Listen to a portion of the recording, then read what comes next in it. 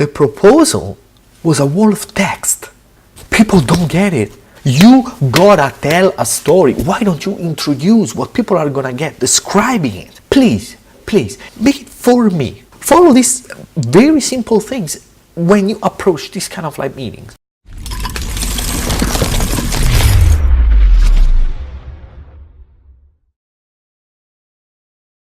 So guys, today I got pitched by a VR company. I work in a corporate world, and today a digital engineering company came to our site to pitch us what was their product, what they were trying to sell us. And I have to tell you, it was a complete disaster. Okay, what I've done actually is that right after the meeting, I wrote everything down to make sure that I would be able to come back and tell to you so that you are not gonna make the same mistakes. So, without further ado, let's dig in. So first thing first, a little bit of background. We were looking for someone that could make a virtual tour of our plant so that people wouldn't need to actually really go inside and go through strict regulation and training. So we'd still be able to kind of like experience how it is to be inside a production plant. We were looking for different studios and someone that had experience with working with big companies. So basically we found someone that could come in and talk to us. In the room, that's one of the crucial things, in the room, the average age was above 50. Okay, don't forget this. And those were the decision maker. So usually, that's how it happens. Very often, the people that are gonna pay, the people that are gonna say yes, the people that are gonna commit the resources are the ones that are going to understand the least of what you're gonna say. When you step in a meeting like that, the first thing you gotta do is set a target, set what's the meeting expectation, and set it aloud. They just step in and start sharing information. It's good, sounded friendly, but what is that we want like to get out of these 2 hours? It was 2 hours, so rather intense. And it's important to get something out of it from their side and from our side. This was not stated. What did you want to do? An agreement? You want to have a clear specification of what we were going to do? Do you want to understand more of what we wanted? Whatever it is, state it, because so that it's clear where the discussion should go. And you can actually steer it if you see that it's going off track. The senior guy, their senior guy, starts pitching. Very well, they have a lot of experience, more than 20 years, digital engineering, software development, and then they are moving now into emerging technology, offering these kind of services. They show also some kind of like relevant experience with companies that were in the same field. So very well done building that up. A bit long, but it's okay, it was good. Building credibility, especially in this kind of corporate environment, it's something that is expected and is good to provide. Then that's where the downfall started. The ball was passed to the technical guy, young enthusiast. You can really see that he loved what he was doing. The fact is that he didn't realize about the people he was talking to.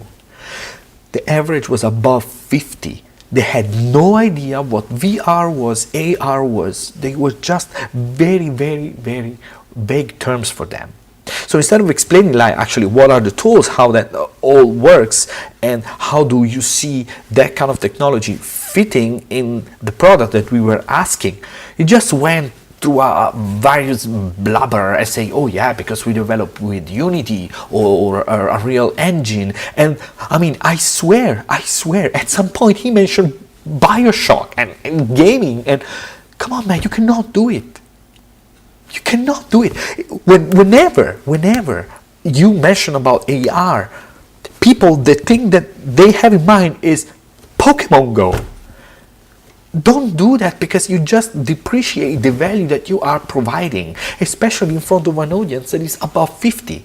So be very, very, very careful about that. After he mentioned about this very vague explanation, he went to some example that had nothing to do with what was our project.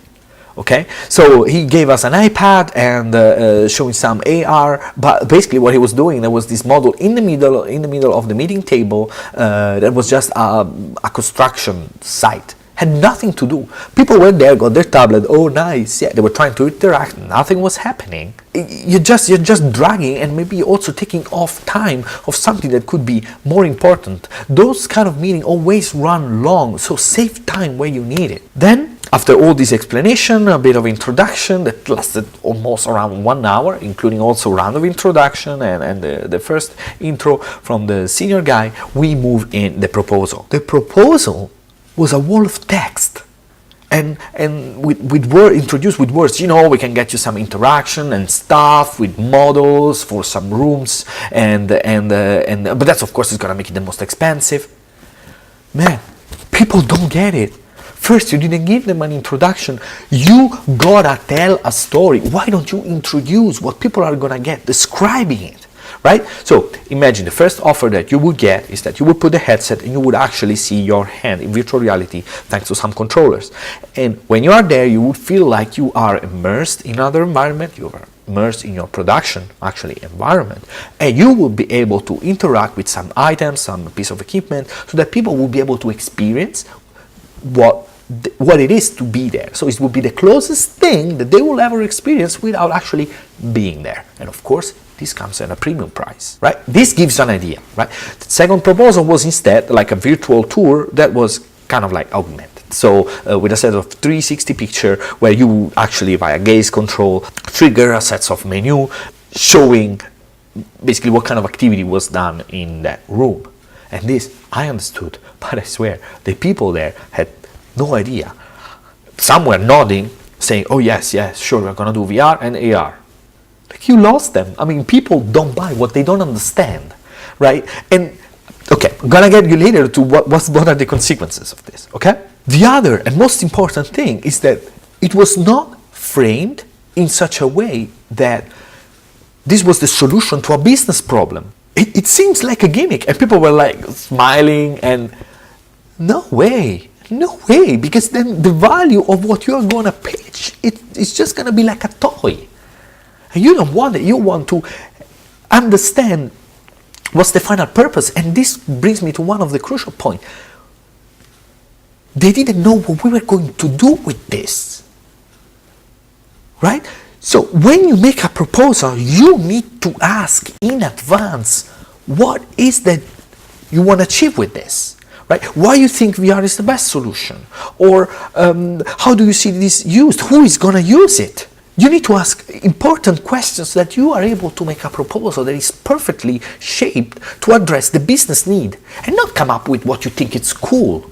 Because this is just one of the projects that might lead to something else in the future. And if you don't nail it, and I mean nailing it, then you lost a client.